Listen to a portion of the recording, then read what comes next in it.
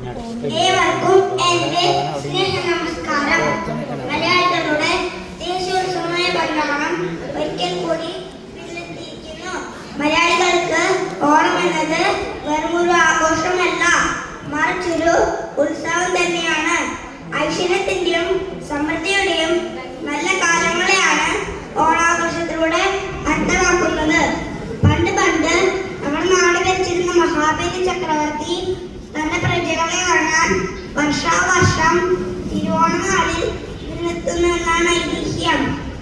മഹാബലിയെ വരവേൽക്കാൻ മനോഹരങ്ങളായ പൂക്കളങ്ങൾ ഒരുക്കിയും ഓണക്കോടി അണിഞ്ഞും ഓണസദ്യ ഒരുക്കിയും നമ്മൾ കാത്തിരിക്കുന്നു.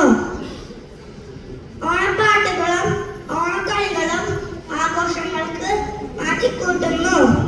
കളവും ചെടിയും ഇല്ലാത്ത ആ പഴയ കാലത്തേക്കുള്ള തിരുത്തിരിക്കുന്നവട്ടെ ഈ ഓണക്കാലം എന്ന് ഞാൻ ആത്മാർത്ഥമായി ആഗ്രഹിക്കുന്നു. എല്ലാവർക്കും ഓണാശംസകൾ നേരുന്നു.